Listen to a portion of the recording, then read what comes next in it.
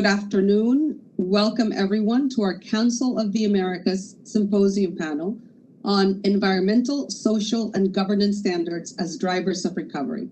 My name is Maria Lourdes Gallo, and I'm Vice President and Head of the Council of the Americas office in Miami.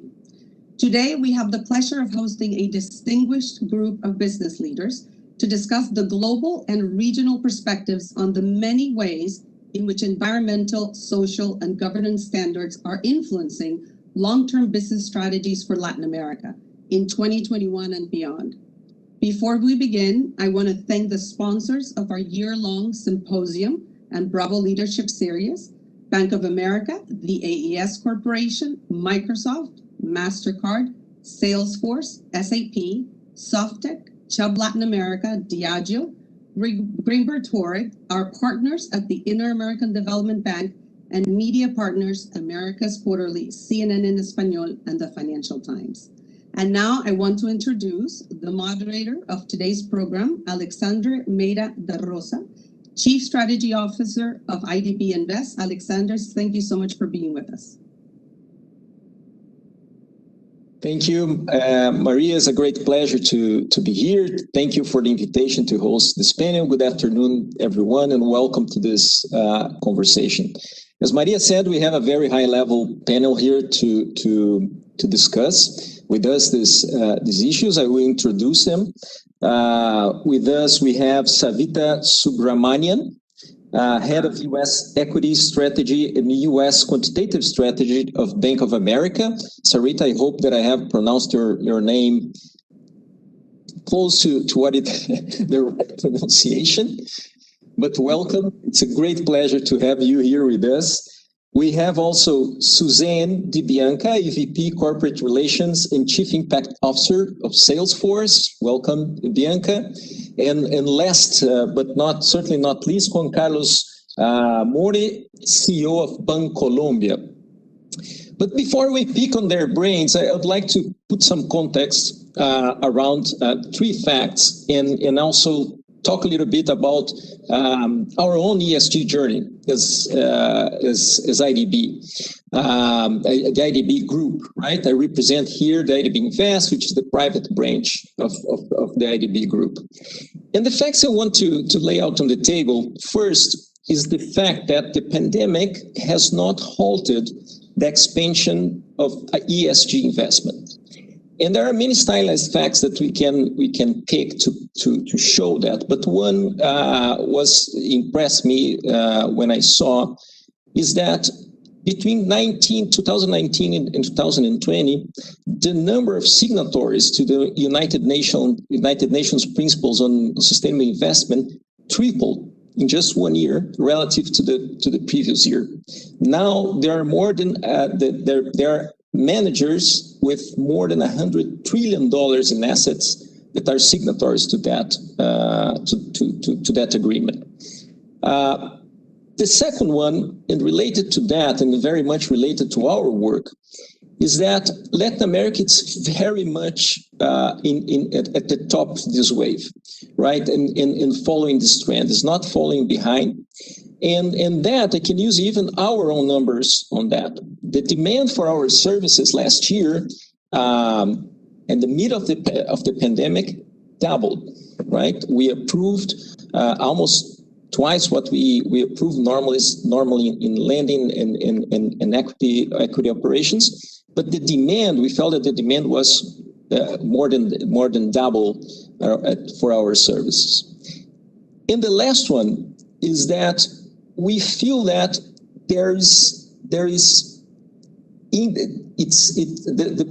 the relevance of the public sector here. It's great. We discuss a lot what the private sector is doing in terms of ESG investments and transparent reporting. But the third fact is that regulatory aspects matter, and we can see that the public sector starting getting interested as well in ESG investments beyond the regulatory aspects. And there is where maybe the IDB and institutions like IDB may have a value added, right? Because we sort of walk across this continuum. We, at the same time that we work with clients like Bancolombia, if it is the case, and I hope it is the case in the future, Juan Carlos, we also talk with sovereign governments, both in terms of regulation and in operations in their interest as well. And I'll just give two quick examples. On that, we have just made in 2020 with Banco da Vivienda in Colombia, the first gender-focused social bond in South America according to international principles, right? That adhere to international principles. It was a $100 million operation. But at the same time, at the beginning of 2001, we supported the government of Ecuador to launch the first sovereign, the world's first sovereign social bond, also according to international principles, to support their housing policies for $400 million. So that shows how we can go across these borders, also serving as a trusted advisor to our clients. So how did our ESG journey started? I think that it started 60 years ago. I normally joke that development banks have been doing ESG for a long time now, but we decided that 6 years ago to have a specific branch to work this out, IDB Invest. And we have focused on essentially to leverage on our development experience and try to embed both impact and sustainability across our investment cycle, right? And we do that in three ways. In the first, it's like many of the presents here, innovating on financial instruments. Like the just two examples I gave you involved innovative instruments. So one of them is innovating always in financial instruments. The second one, which I consider central, core to this strategy, is to design our operations to measure impact. So we design the operation in such a way that the impact of that operation is projected and can be measured in the future, and then we monitor that impact across the life of that asset, right? For the years and years of that asset in our balance sheet, and we act if eventually the impact is falling behind the threshold that we consider adequate. And the third and last one is that we move the logic of the ESG in the past for multilaterals that was a safeguard logic, right? The do no harm logic. And we brought this from our risk department towards the strategic core of the institution to show that we want to see this as a do better, as an advisory service that we provide to our clients. So what we do is to bring our expertise in environmental, social, and corporate governance safeguards, but not as a roadblock to our clients, but moreover to actually increase and improve their capacity in those three issues. And where are we working? Well, we have a very clear strategy for 2025. We'll be working on regional integration and supply chains. That's one of our main DNA, if you want, as an institution. We will be very active on climate action. This is one of our utmost priorities. We have roughly 30% of whatever we do. It's climate related, mitigation or adaptation. Gender and inclusion, it's getting day by day more important to us and to everyone. And so it's also front and center in our strategy. And lastly, digitalization. So we want both governments and the private sector in the region to embrace this digitalization as a way forward. But as everyone here in the table, we are still learning this. This is a journey, it is a process, and there's a lot to be learned. And for that, as I said, we have the benefit of this these great executives around the table, and let's see what they have to tell us. I mean, every one of you represent a leader in either globally or regionally in ESG, and they have been pushing this agenda forward. I'd like to ask everyone, the three of you, how has been this journey for you, right? And what have the opportunities that you still see ahead of you in the next few years? I will open up maybe, Savita, would you like to jump into the pool? Absolutely, and thank you so much, Alexander, for having me on this panel. It's a pleasure to be here. So, I think my journey into ESG research, like yours, started a little less than a decade ago in terms of thinking about how investors need to approach this fairly complicated and fuzzy topic. And we really took kind of a data-driven approach within research. So I remember the day, actually, it was almost 7 years ago today, my boss, Candace Browning, our director of research, dropped a bunch of research on my desk from the buy side, from McKinsey, from other sources, and said, can you take a look at this ESG stuff and see if there's anything there? And I thought, okay.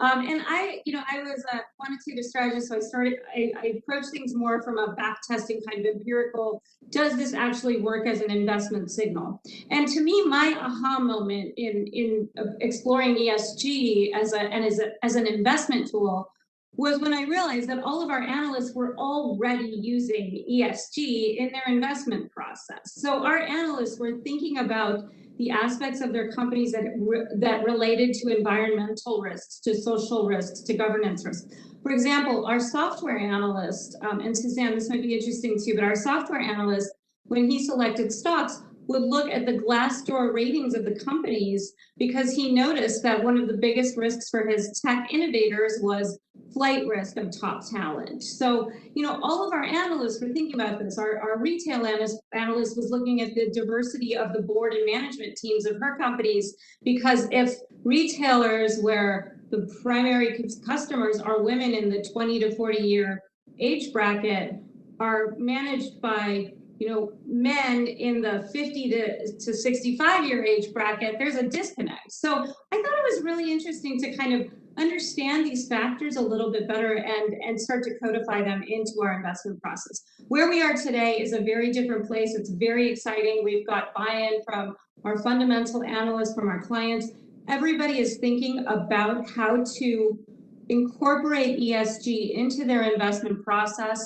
Everybody has some approach to ESG. I think at this point, 90% of investors in our Latin America survey are using ESG considerations in some way, shape, or form in their investment process. So we're in a very different place than where I started 7 years ago, but it's been an exciting journey, and hopefully we can exchange notes during the panel on some of the things we found. Great, Savita. Juan Carlos, would you like to share with us your journey? Sure, Alexander. Thank you, and thank you to the Council of the Americas for this invitation, and it's a pleasure to have this conversation with Savita, Suzanne, and you, Alexander. Our journey is similar than the one you described for the IDV. We started, I remember 2008, and I was part of the risk team at that moment. I was the chief risk officer, and we started from risk. And we started to see operational risk and the risk associated with environmental issues on projects. So we started from there, and we started moving and exploring different approaches. And in 2009, we decided to measure how we were doing, and we decided to do it through trying to be part of the Dow Jones Sustainability Index at that moment. And we couldn't make it until 2011. So 3 years trying to be part of the index, just to compare ourselves with peers around the world. So that was the beginning, I think, of our journey started there. Then we incorporate the Equator principles on evaluating projects. And in 2014, we decided to incorporate the principles for responsible investments on our day-to-day operations. So it has been a process in which we are incorporating different practices, different standards, but now I think it's part of our strategy. It started from risk, but now, and we are incorporated the three parts of ESG, because we feel that we talk a lot about environment, corporate governance, of course, is there, social, and in our case that we operate on developing countries, the social part is key for us. So now we incorporate the social part in our activities, basically in three pillars: how we work on financial inclusion as a way to generate opportunities for a lot of people that are behind those opportunities of financial inclusion. For us is key now in our markets. Also, how we work on communities and cities that are sustainable in every way, and developing productivity on different companies. So those are our three pillars now that are incorporating our strategy. I remember when we started on our journey being part of the Dow Jones Sustainability Index. Fortunately, 2 times since 2011, we have been leading that index globally, meaning that we are advancing, but on the other hand, we see how the world in general is moving towards incorporating these practices as a strategy, not as a sideline, but as a core business, and that's what we have been doing for these years, Alexander. Fantastic, Juan Carlos. Thank you. I can really relate to your experience on moving from risk to actually transform that into your business model. That's exactly where we are. Suzanne. Thank you, and I also want to thank the Council on the Americas for inviting me here today, and highly respect the work of my fellow panelists in Bank of America and Bancolombia and the IDB. Our journey has been very different. What I love about where we are is thank you to all of you. I really believe the investment community has made this conversation a mainstream one. I see it now in every earnings call that we do and the analyst calls after. I did not see that 2 years ago, 5 years ago. So I really think it's the leadership of this industry that has really made this the forefront, from non-financial standards, from accountability. So I just want to call that out and say thank you. There's been some governments that have been lagging in this area, and in lieu of that, I've really seen this investor community really stand up in a powerful way. So I'll just say our journey did not come from risk.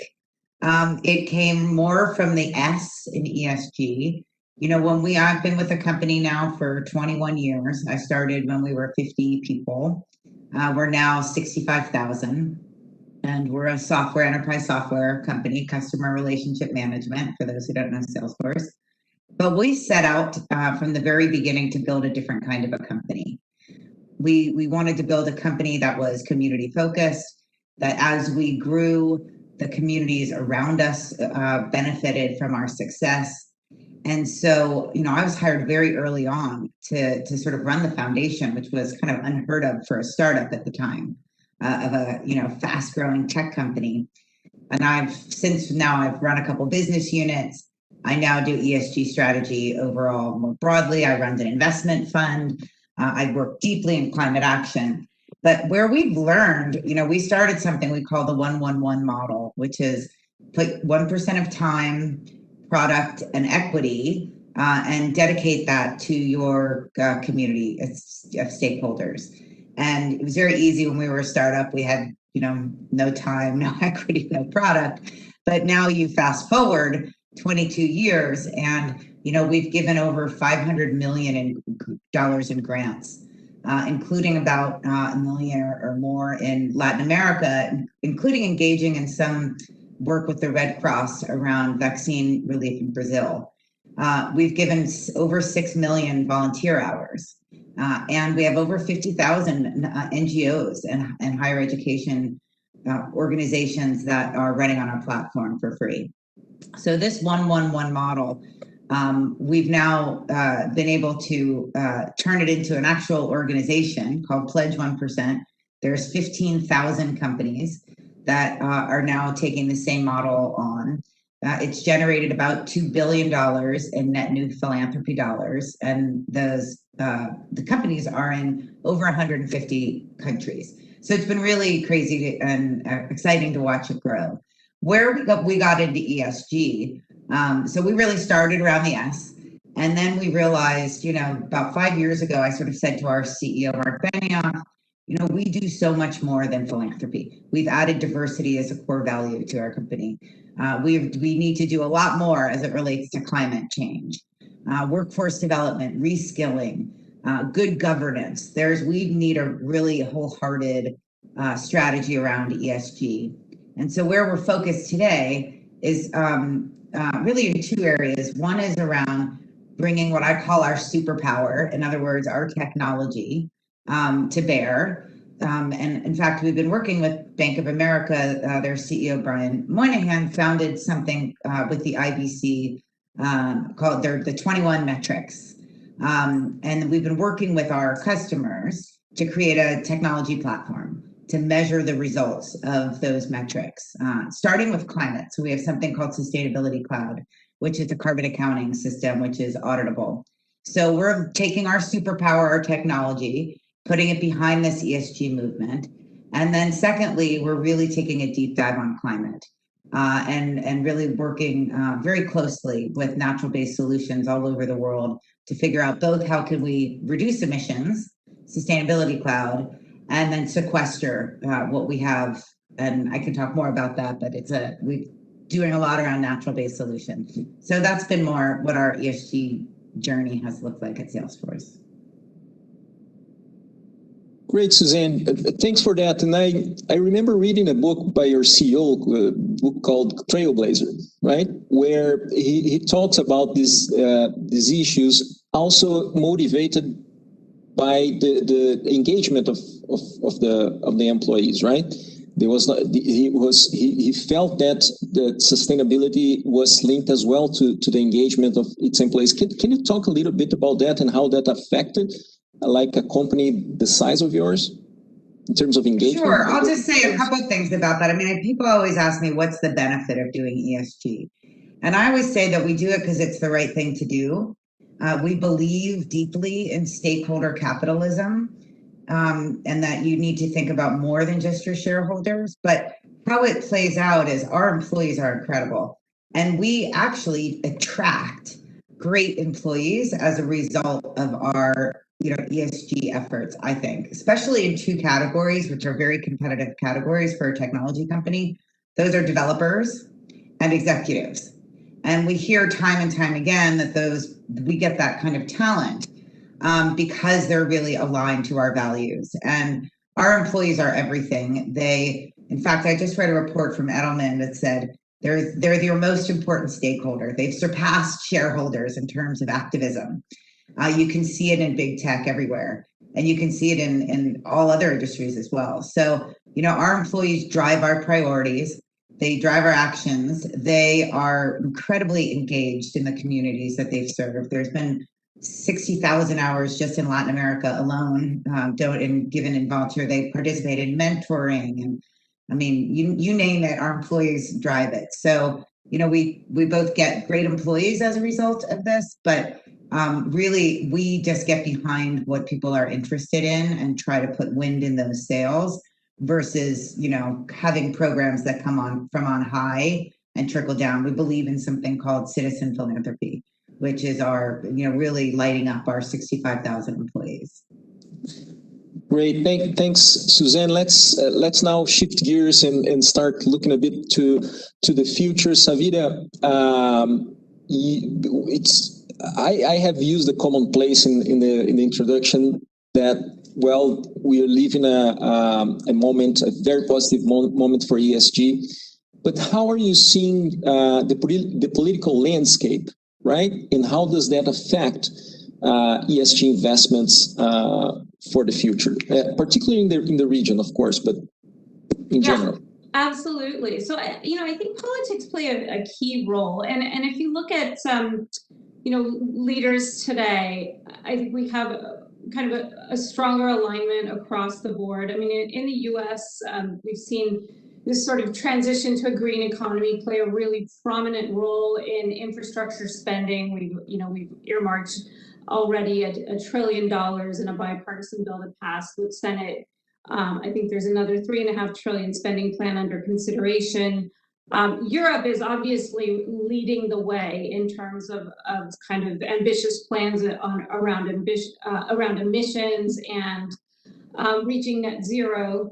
And, I think it's not just the US and Europe, it's, across the globe, we're seeing more and more companies committed to net zero. In fact, we track data for a global set of companies, and just over the last 12 months, we've found that the number of companies that have set goals is a staggering proportion of each region of the world. So, I think that this is an environment where the political leadership is generally aligned across the board on this very kind of ambitious goal.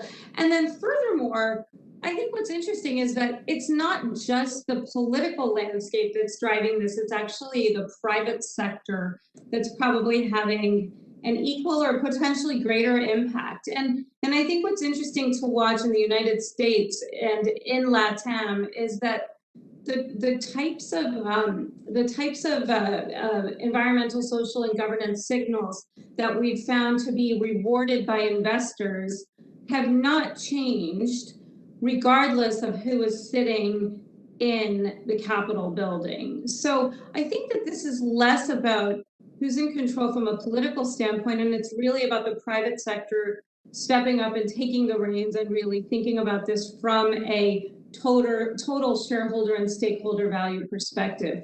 I mean, I think shareholder and stakeholder value are essentially the same thing, because usually what's good for customers and communities is actually good for shareholders in the long run. So, my sense is that the private sector is playing an equally important role here. I think what we've seen from a sort of a mandated perspective that's interesting to me is really just sort of formalizing the information. And this is similar to the IBC and the project that Suzanne mentioned with in terms of 21 metrics. But I think the problem today is that the data is really messy. It's hard to compare companies using apples to apples metrics.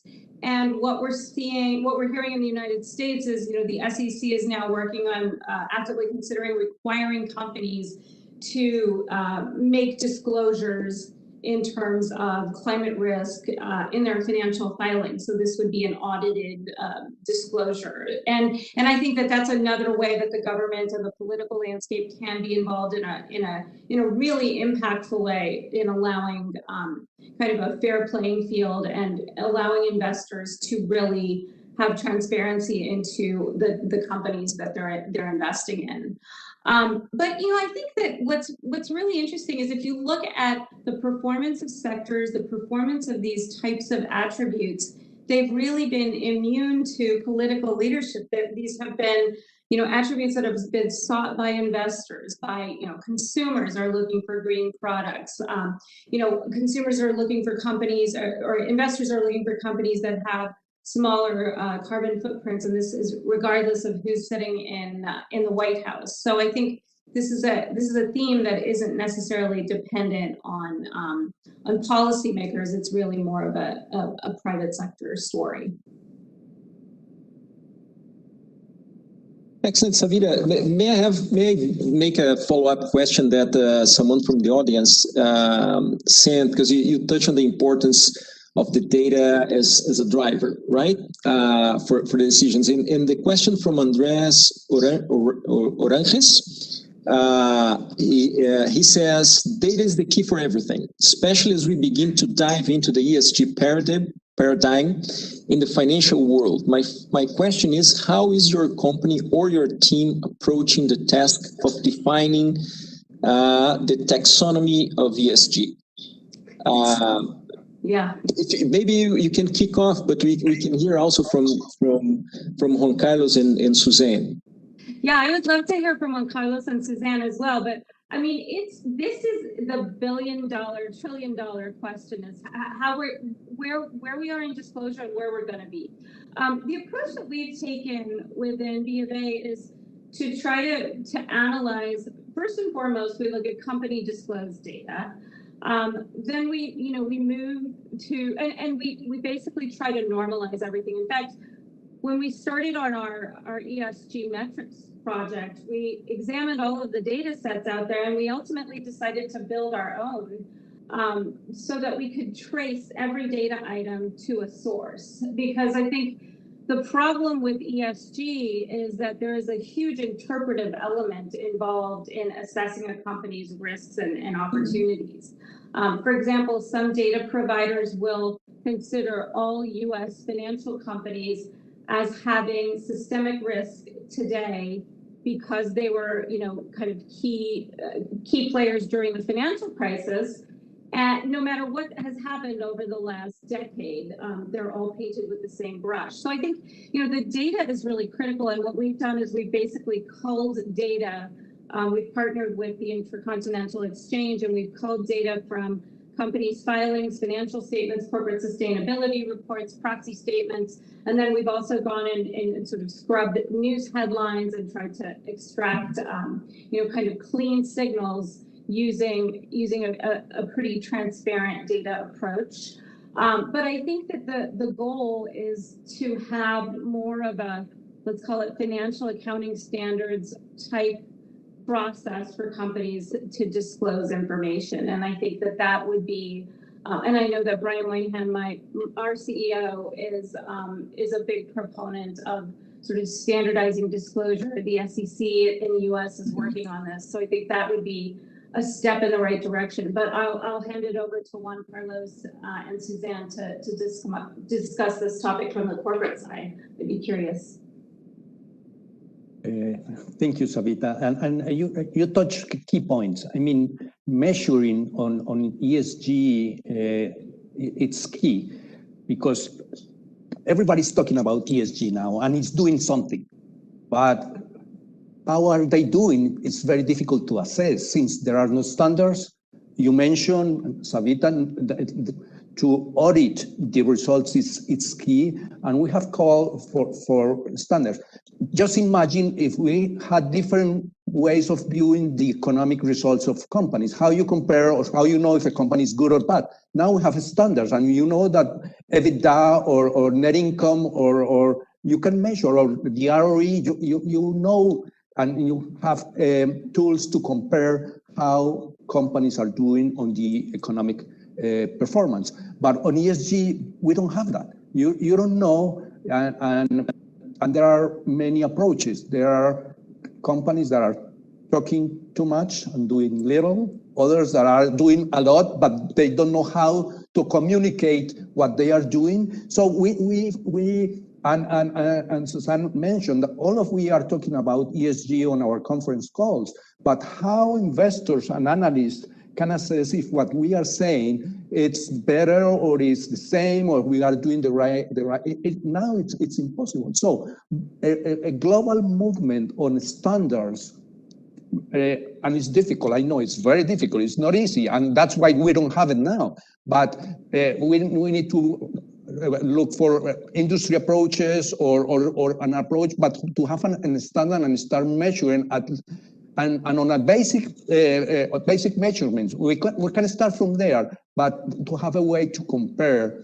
And that's what we did when we decided to go to be part of the Dow Jones Sustainability Index. It's measuring against peers and against global players. But today is really difficult. And I am sure a lot of companies are doing very good things that we don't know because we don't have a standard to report what is doing around the world. I'll just add in two last thoughts, and then Alexander, feel free to move the conversation elsewhere. But just wanted to bring a couple threads together of what Carlos was saying and what Savita was saying. I believe that because we now have close to 2,000 companies who have committed to be net zero within a 2030 or 50 is sort of the long game, that we have, and these are some of the largest enterprises in the world, that we will have to get behind them around standards in the next 12 to 24 months. What I'm noticing, whether it's and we actually petitioned to the SEC, we put a formal response in with the goal of facilitating consistent standards here in the US. IFRS is working for it in Europe. There's SASB, TCFD, there's many acronyms. What I've noticed is that about 80% of it is the same.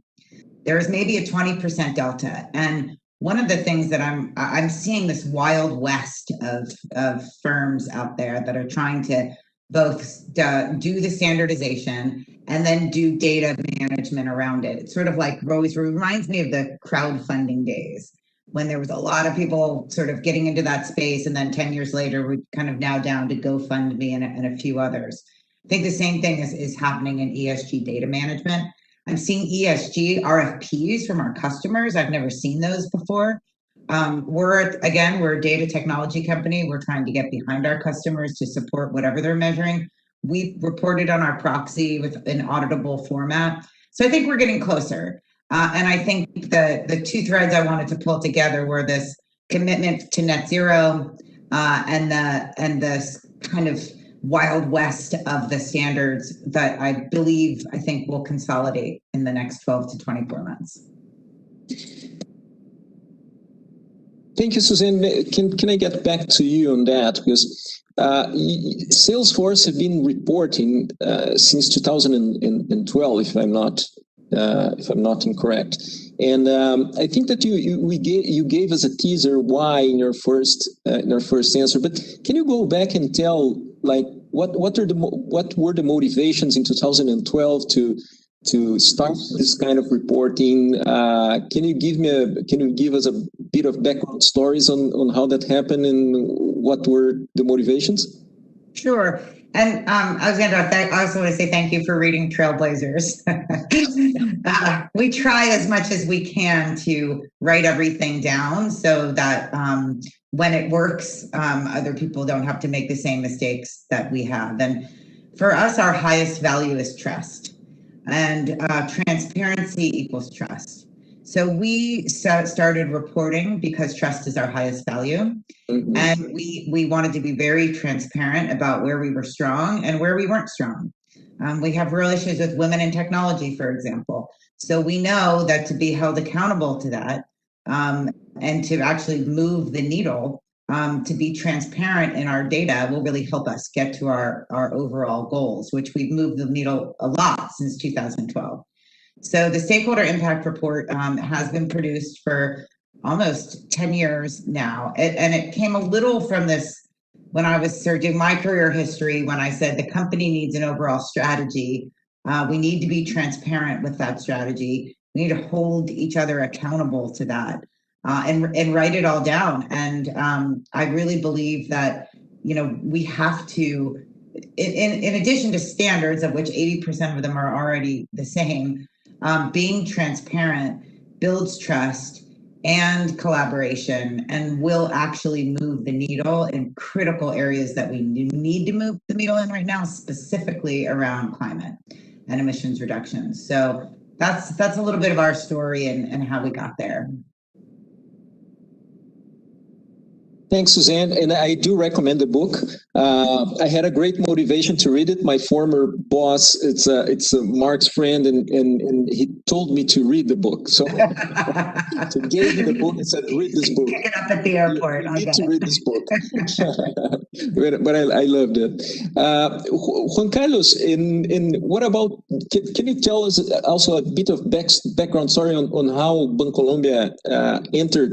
You told a little bit about the journey, how it happened, but what motivated you to get into this field?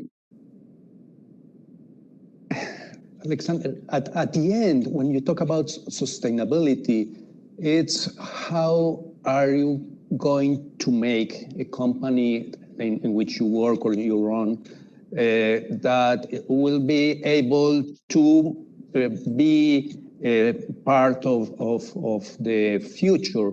And sustainability, many people associated with environment. And of course, environment is key, but it's more than that.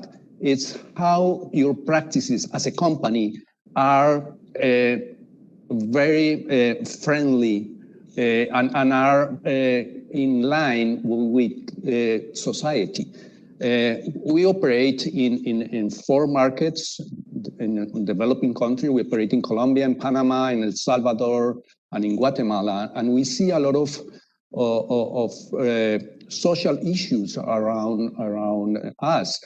Inequality it's a big challenge, and at the end, what companies need is more than the government license, or it's a social license to operate, and that allow you to be a company that can be there for society. So if you don't incorporate the concepts of environment and your social view of how you are working on a better world for everybody, and how you are responsible with how you manage the company, it's impossible at the end to have a social license to operate because you were not able and particularly I see that we at this moment have a key moment in society.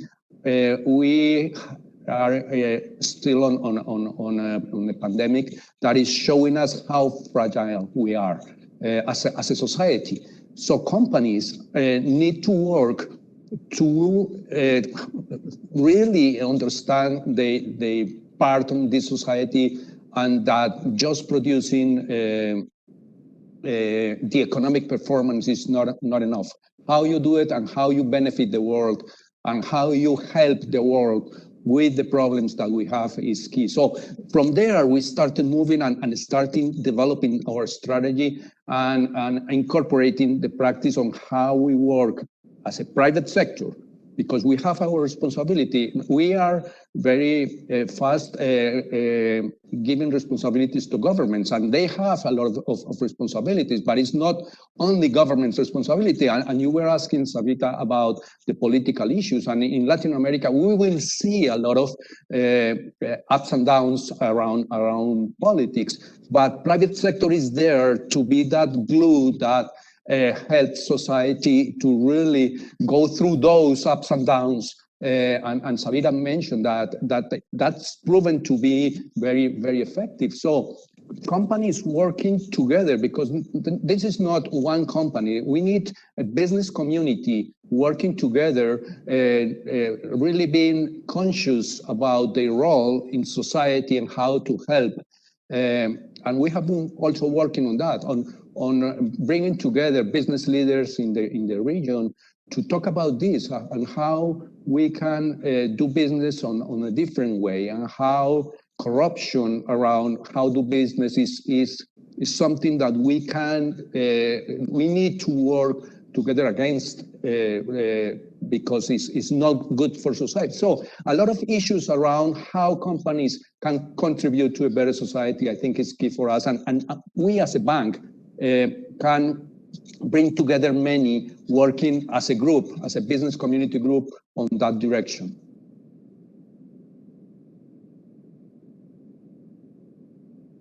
Thanks, Juan Carlos. I want to take 1 or 2 questions from the public as well. Someone asked what was the name of the book. It's Trailblazer. by Mark Benioff, who is the founder of Salesforce. Savita, there was a question here, a bit maybe pushing back on your last answer by James Rosenstein, and he asks, although much progress is being made, there is still much political opposition to taking significant ESG measures, and there is still much greenwashing. How to confront and help to overcome this? And I think that he has a good point on how to overcome this resistance. Absolutely. I think, I think it's happening, and I think it's a good point, but where it's happening is with investors. So, I'm sure that you all get these questions, but, if Bank of America raises capital for a green bond, we need to make sure that this is a bond that is additive to our business model, that is in line with other company values, that we have all of the right metrics in place to essentially assess whether we are meeting the mandates that we set out when we issued this bond. And I think that investors are ultimately the arbiters of whether companies are doing a good job or not. I think what's really interesting is that the appetite for green bond issuance has been, off the charts, but I think the appetite for having an audit and a formal way of tracking the use of those funds and meeting the goals of that capital raise are also as equally aggressive. So this is an area where I think that investors are playing a really vocal role, whether it's through activism or through actually tracking the use of proceeds of labeled bonds, actually tracking whether a company is meeting its stated goals in terms of carbon reduction. So one of the things that we did with all this data that we're building is, I'll give you a case study on this. We actually are able to now look at a company that has set a goal in terms of emissions reduction, and then look over the last 5 years at how they've progressed toward meeting those goals. And what's really interesting is that the market has sussed this out. And if you look at companies that have set aggressive goals but have failed to reach their targets on a kind of a linear basis, these companies are trading at a discount to companies that have set less aggressive goals but are meeting or beating those targets. So I think that it's all kind of coming together in this way where we as investors can actually audit what companies are doing versus what they're saying. And as we move forward in time, as the disclosure improves, I don't think we need the government to do this well. I mean, I'm sort of a diehard capitalist, but I think we can do this. I think investors can take the burden of assigning the appropriate cost of capital to a company based on what it's saying, but more importantly, what it's doing. And that's where it gets really interesting. I think the other way that I would approach this question is to think about, okay, if we do start to see, as Juan Carlos and Suzanne mentioned, if we do start to see more formal mandates in terms of disclosure from bodies like the SEC and the like, it will become easier to track greenwashing versus actual progress. And I think that those are, these are the disclosure angle, and the standardization of the disclosure will really help in separating the wheat from the chaff in terms of greenwashers versus true practitioners.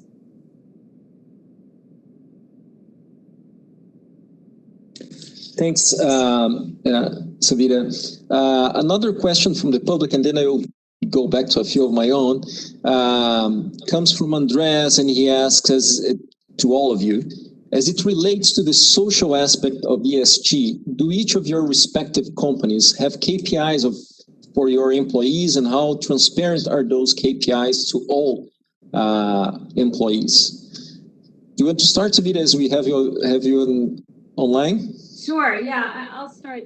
So we've been publishing a human capital report every year for the past 3, maybe now 4 years. And in that report, we have a list of standardized metrics that we report on. We report on progress in terms of goals that we've set. We have an employee engagement survey that's distributed from the top of the house in terms of, each team thinks about how employees are rating us as managers, as leaders, workforce diversity, bringing your whole self to work, etc. So I think this human capital report is really a deliverable in terms of how we're doing and how we're progressing through time.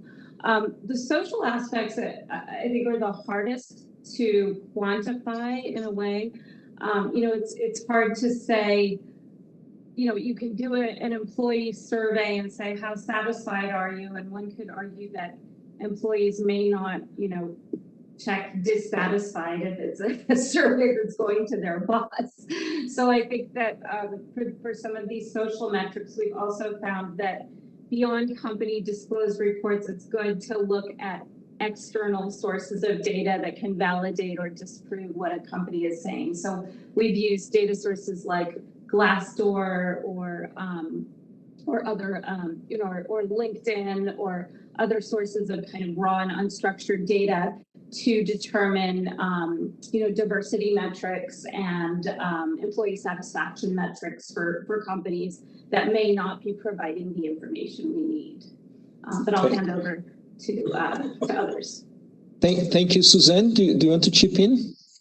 Sure. I'll just, at the highest level, there's 5 things that we measure and we report against. One is operating with integrity. These are all of our governance metrics, human rights, etc. 2 is protecting our planet, emissions reduction, sequestration tools. 3 is workforce development, job placement. One of the things I run is the veterans program. So we have real KPIs on job training and, more importantly, apprenticeship and job placement over time. Equality for all is the 4th thing, and those are sort of diversity metrics. And supporting our communities is the last one. And I'll just dive a tiny bit into that because that's, I think, really where the question was. We're very focused. I gave an example on workforce development, one of our focus areas. The second is education. So there was 2 examples I'll give. One is every executive in the company has to be partnered up with a local principal. At the middle school level, this is, ages about 12 to 15. And we are held accountable for being with those. It's called Circle the Schools. We track how many meetings you've had with your principal, what you've done in your school. Many, it's back to school here in the US. So a lot of us went out and made like welcome baskets for the teachers. And we've put solars on the roof of some schools. So each school has their own KPIs. And we get behind them with our people and our resources. And then the last thing I'll say, so that's just sort of one example on how we measure our social progress, because education is so critical and key. And I've been asked, what is your principal's name? What are you doing at your school? It's really pretty powerful and it's very global. And then the last thing is, for us, we took a real stand around computer science education. Specifically for girls, but in general in the United States, computer science is not taught in school. In fact, you have to take it as an elective. You can't even count it as a math class. So we worked very closely with the school district here in San Francisco, where we're headquartered. And it was a long process, but our performance metric was computer science in schools. They had all these problems, like they didn't have computer science teachers and kids learned way faster than the professors and security issues. But we helped them solve all of them. And now every single student who graduates from 8th grade in San Francisco has at least 100 hours of computer science. Code.org is the partner we use to teach those classes. We actually send our employees out as volunteers to help teach the classes. So when I think of what are our metrics, I think of what is important to our partners. And so in this case, it was computer science and education. It was school reform. It's job placement for the workforce development group. So we don't really invent them. We say, here's our focus areas. And then we look at our NGO partners and say, what's important to you? And then how can we take our resources and get behind them and then measure success from there. Great. Thank you. Juan Carlos, do you want to share? Sure. Regarding the KPIs on our employees, We are very open with the KPIs internally, and we run employee satisfaction, and we discuss the issues that we found in those when we run those employee satisfaction through the company. But also we are very, very vocal on issues that are very important for us. Diversity, we have been working very, very close or very hard on diversity since 2016, and we are very open and vocal on that internally. So we measure that. And more than demographics is how the diverse groups are participating on senior management and what are we doing regarding that. So it's key also our conversations with the unions around what are issues around housing access and how we can provide those. So those are measured and we openly discuss them internally. So it's key for us, and we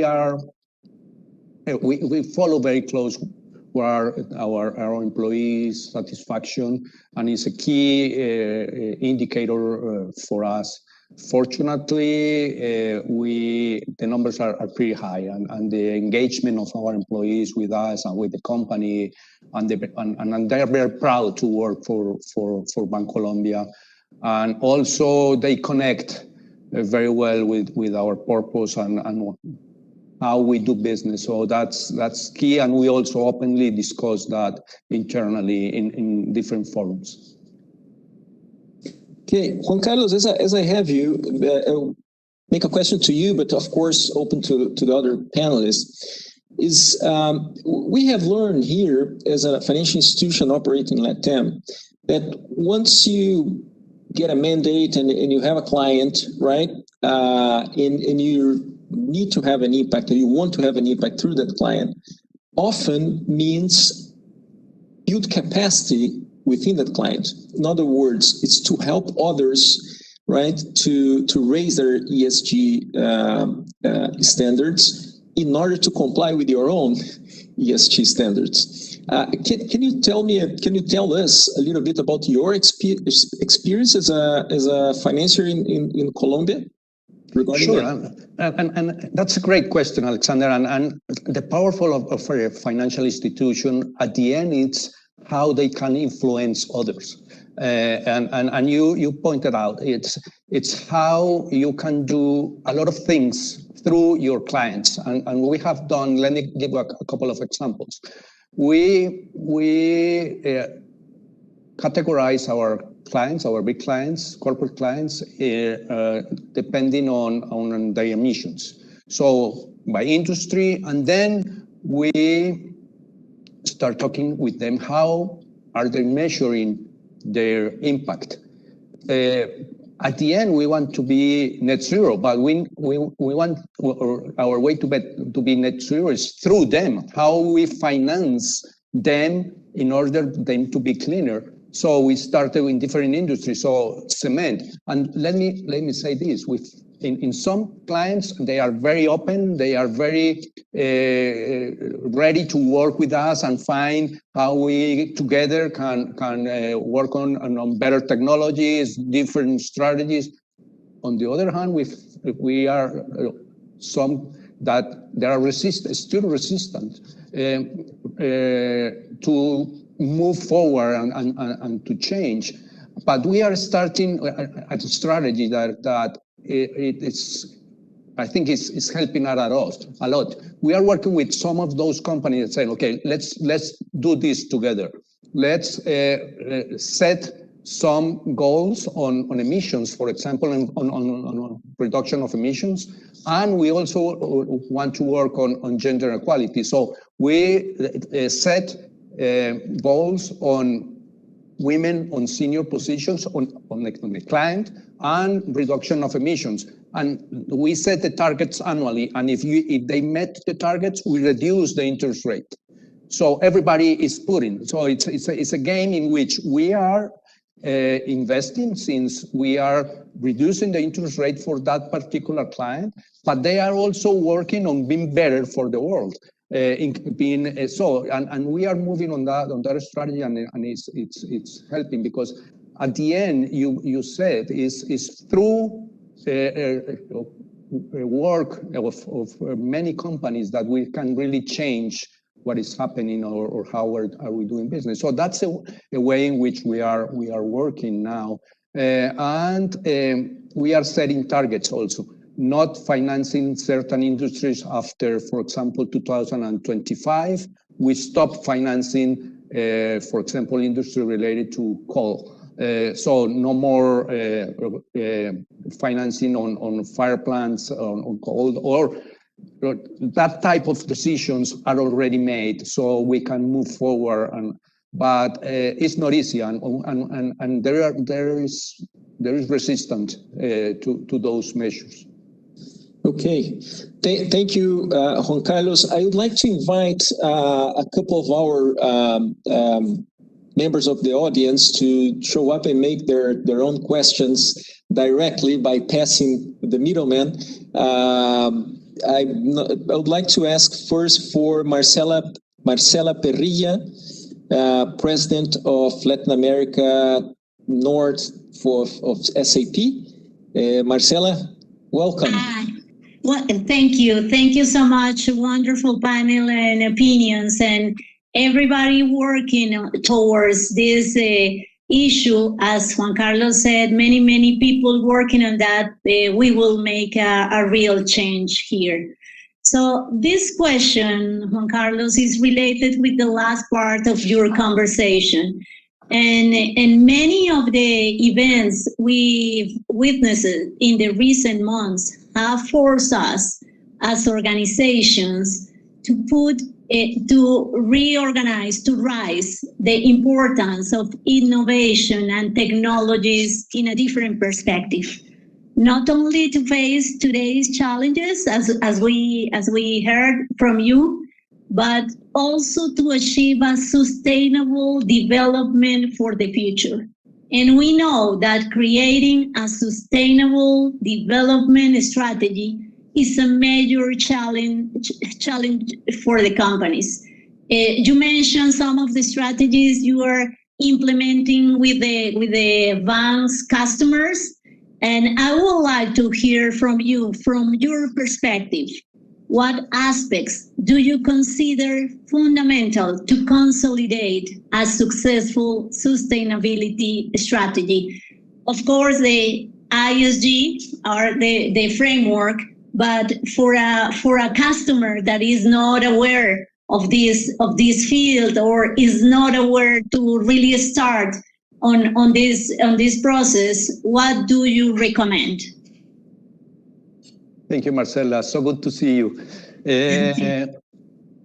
It's a question that at the end, this needs to be a movement and move together.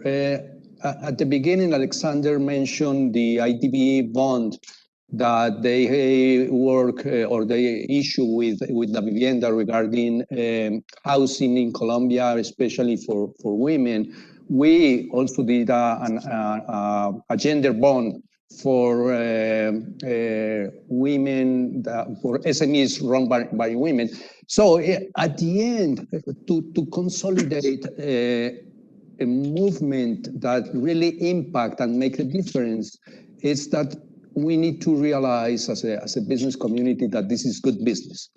The economic part is key, but there is a transition period in which we need to convince a lot of companies and business leaders to move on that direction. But I'm very optimistic that I have seen this, and particularly in Colombia, when we have a social unrest, or we have a social unrest that is creating us or are showing us red flags on how are we doing as a society. And I see business leaders moving. And you mentioned technology. I mean, technology is a key tool at this moment that we are living as a society, and is enabling many developments and it's key to incorporate technology to achieve the ESG or to develop the ESG strategy. But at the end is what is the philosophy behind business and to be a conscious leaders on environment and your social responsibilities and to create a movement around that is what is going to make the difference. Thank you, Juan Carlos. I think we already have on the screen José Antonio Díaz Infante, the Managing Director for Banking and Financial Services from Softec. Bienvenido, José Antonio. The floor is yours. Thank you, Alexandre. It has been a great discussion. You guys look like you really know the subject. I really enjoyed it. Softec, as you know, is a private IT services company born in Mexico with offices in several Latin America offices. Softec embraces the objective of Latin America growth and its people and infrastructure.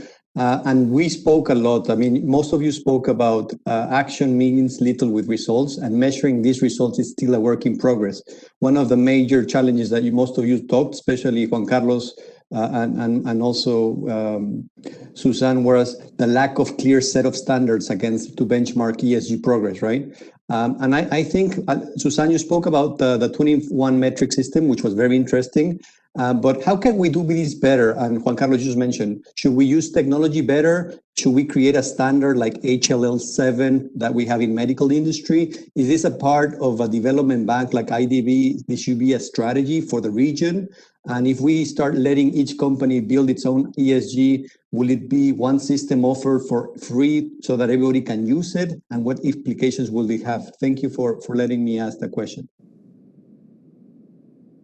Sure, thank you for the question. I'm not sure I have the perfect answer, and I'd love to hear from Savita too, but I think that it comes down to a couple simple things. The climate measures are fairly clear. And that's where I was talking about them being sort of 80% aligned, whether you do SASB or TCFD or some of the other ones that Carlos mentioned, et cetera. So I feel like we're getting closer there, and I think those will be legislated in many countries soon, and we'll start to close in on some standards there. I think I like the IBC metrics, which is, I think, built, Savita, correct me if I'm wrong, by the Business Roundtable out of the World Economic Forum. They got alignment with a lot of large global companies that these are the most important things, and they're human rights based.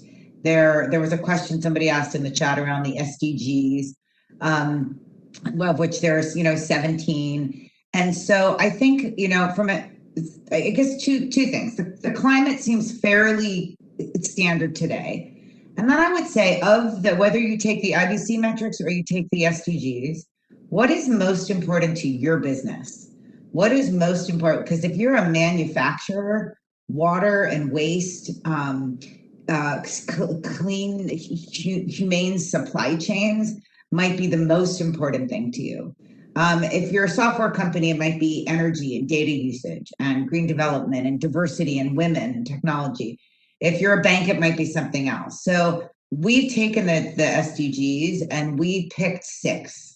And we said, these are the 6 that we're going to really focus in on. We're going to hold ourselves accountable to, and we're going to report against. Even if there's no standards, doesn't mean we don't work in the other areas or customers don't work. But, food security, for example, is not really something we can impact directly, which I think is SDG 1.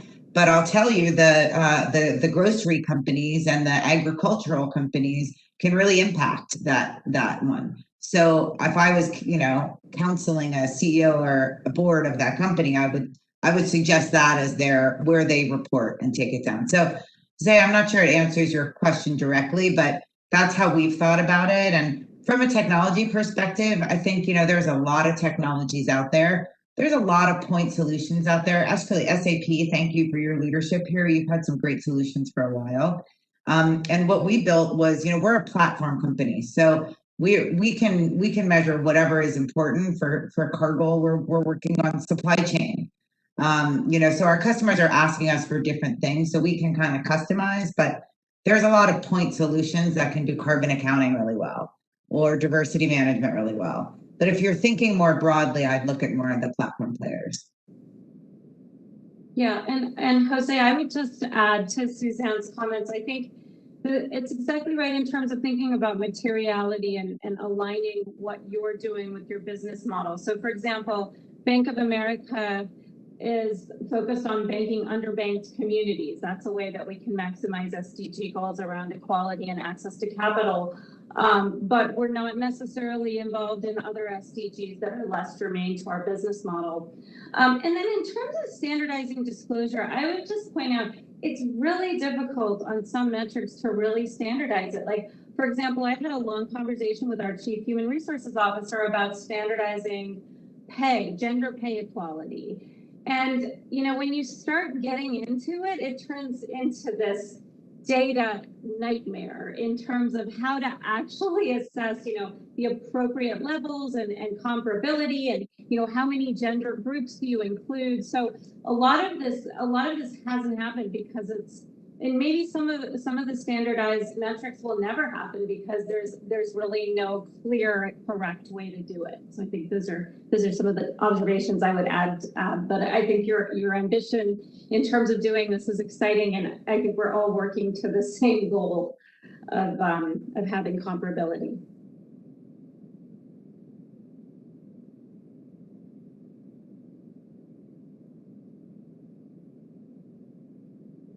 As we get close to the end of our time, I wouldn't like to wrap up or end this conversation without having the chance to give you a last word or a last thought on the issue, or any reflection on ESG in LATAM that we can carry home.